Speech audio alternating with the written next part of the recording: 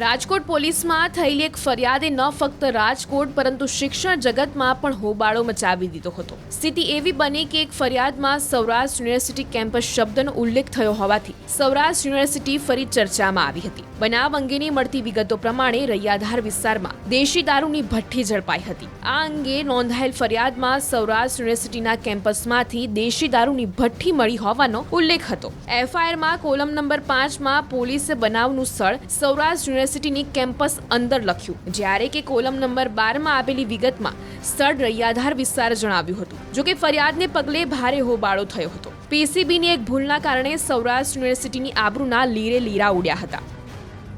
PCB દ્વારા જે એક મસમોટો ભાંગરો વાટવામાં આવ્યો હોવાનું છે તે સામે આવ્યું છે।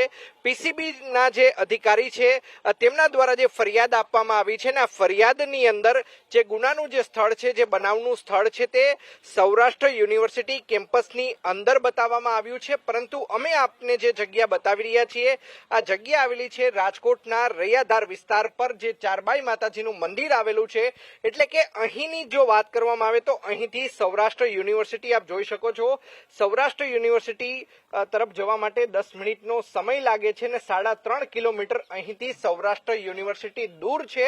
તેમ છતાં રાજકોટના પીસીબીના જે અધિકારીઓ છે, કર્મચારીઓ છે, તેમના દ્વારા જે ગુનાનું જે સ્થળ લખાવવામાં આવ્યું છે, આ ગુનાનું જે સ્થળ છે તે ખાસ કરીને બતાવવામાં આવ્યું છે સૌરાષ્ટ્ર યુનિવર્સિટી। અને સાથોસાથ જે રેડની જો વાત કરવામાં આવે તો પીસીબી દ્વારા 27 વર્ષીય અંકિત ઉર્ફે ભોલો સોલંકીની ધરપકડ છે તે પણ કરવામાં આવી છે। સાથોસાથ જે મુદ્દામાલ કબજે કરવામાં આવ્યો છે તેની અંદર જો વાત કરવામાં આવે તો 32 લીટર દેશી દારૂ છે તે ઝડપી પાડવામાં આવ્યો છે।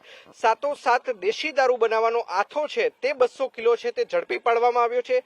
સાથોસાથ બળેલો આથો 40 લીટર જેટલો છે તે ઝડપી પાડવામાં આવ્યો છે અને 17,000 થી પણ વધુનો મુદ્દામાલ છે તે અહીંથી કબજે કરવામાં આવ્યો છે। જ્યારે ન્યૂઝ 18 ગુજરાતીની અહીં ટીમ પહોંચી ત્યારે પણ અહીં તીવ્ર દુર્ગંધ આવતી જોવા મળી રહી છે। અહીંયા અનેક જગ્યાએ દેશી દારૂના હાટડા હોય તેવું સામે આવી રહ્યું છે અને સમગ્ર મામલે હવે રાજકોટ શહેર પોલીસ દ્વારા પણ ખુલાસો કરવામાં આવ્યો છે। પ્રેસ કોન્ફરન્સ કરીને ઓનલાઈન એફઆઈઆર ચડાવનારા જે કર્મચારી છે તેનાથી જે બનાવનું જે સ્થળ છે એટલે કે જે પ્લેસ ઓફ અકરન્સ છે તેની અંદર ભૂલ થઈ હોય, તેની અંદર લખવાની અંદર ક્ષતિ રહી ગઈ હોય તે પ્રકારનું બહાનું હાલ રાજકોટ શહેર પોલીસ દ્વારા આગળ ધરવામાં આવ્યું છે।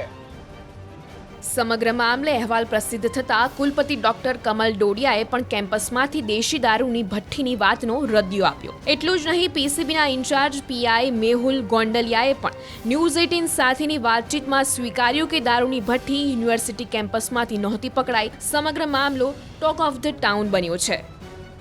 ગઈકાલે prevention of crime branch Rajkot શહેરની ટીમ દ્વારા યુનિવર્સિટી પોલીસ સ્ટેશન તથા થોરાળા પોલીસ સ્ટેશન વિસ્તારમાં દેશી દારૂની ભઠ્ઠીઓના 2 કેસો કરવામાં આવેલા હતા, જેમાં યુનિવર્સિટી વિસ્તારમાં રૈયાધાર મફતિયાપરા દશામા મંદિરવાળા રોડ પાસે ઓરડીમાંથી એક ભઠ્ઠી પકડવામાં આવેલ હતી। યુનિવર્સિટી પોલીસ સ્ટેશનના પીએસઓ દ્વારા એફઆઈઆર ઓનલાઈન કરવાની કામગીરી દરમિયાન ભૂલથી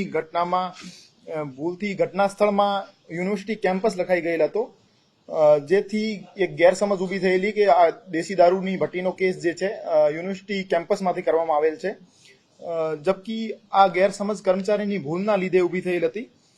જવાબદાર કર્મચારીઓ વિરુદ્ધ એસીપી પશ્ચિમ વિભાગને પ્રાથમિક તપાસ સોંપવામાં આવી છે અને શિક્ષાત્મક કાર્યવાહી હાથ ધરવામાં આવશે અને નામદાર કોર્ટને આ બાબતે એક રિપોર્ટ કરવામાં આવશે, જેમાં સ્થળની ભૂલ નામદાર કોર્ટને જાણ કરવામાં આવશે। એફઆઈઆર ઓનલાઈન થયા પછી એમાં સુધારા વધારા થઈ શકતા નથી, એના લીધે કોલમ નંબર 5ની ભૂલ સુધારી શકતી નહીં। બાકી આ પૂરી સમગ્ર ઘટનાક્રમમાં યુનિવર્સિટી કેમ્પસમાંથી કોઈ પણ પ્રકારની કોઈ ભઠ્ઠી પકડવામાં આવેલ નહીં હતી। ખરેખર આ રૈયાધાર વિસ્તારના મફતિયાપરામાંથી એક ભઠ્ઠીનો કેસ કરવામાં આવેલ હતો। આમાં અવારનવાર આ વિસ્તારમાં રૈયાધાર વિસ્તારમાં દેશી દારૂની ભઠ્ઠીઓના અને દેશી દારૂના કેસ કરવામાં આવે છે, તો મે બી ત્યાં ખાલી કોથળીઓ મળી આવી હશે। જે કોઈ દેશી દારૂની વેચાણનો સ્થળ અથવા ભઠ્ઠી ત્યાં પોલીસ દ્વારા ગોતવામાં આવશે તો એમના વિરુદ્ધ કેસ કરવામાં આવશે, પણ ખાલી કોથળીઓ વિરુદ્ધ અમે કેસ કરી શકતા નથી।